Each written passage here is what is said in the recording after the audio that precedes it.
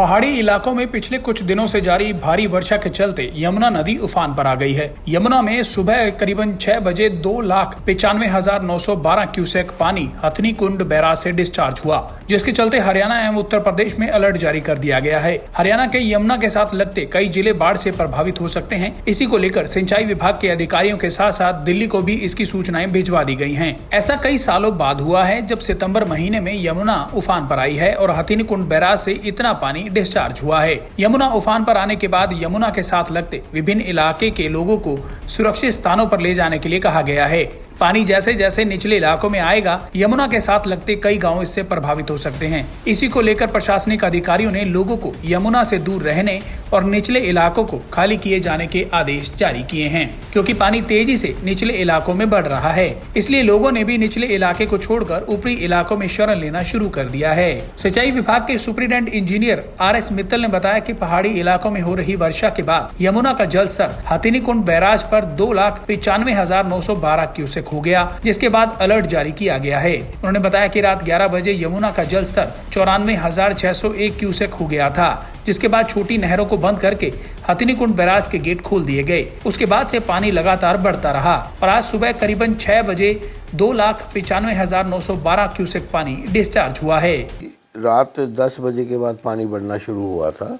67,000 68,000 पानी था। 10 के बाद पानी 70,000 को क्रॉस कर गया था। उसके बाद साथ ही हमने गेटों को खोल दिया था, फ्लड गेट्स को, और सप्लाई WJC और EJC में हमने बंद कर दी थी।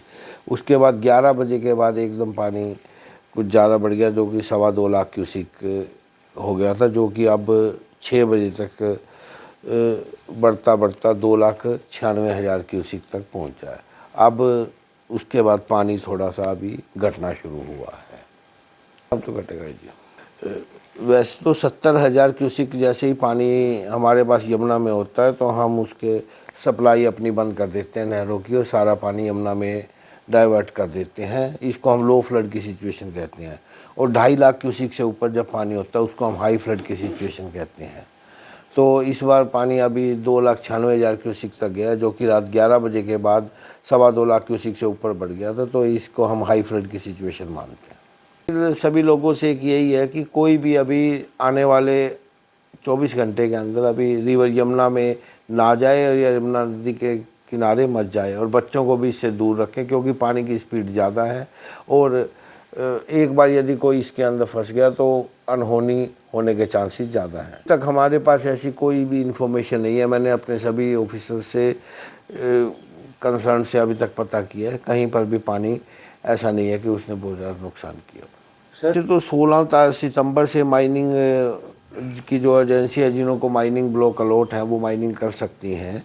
और हमने भी जो रिवर यमुना के अंदर पॉलिसी के तहत टेम्परेरी ब्रिजेज है, उनकी 1-2 परमिशन हमने दे भी दी थी।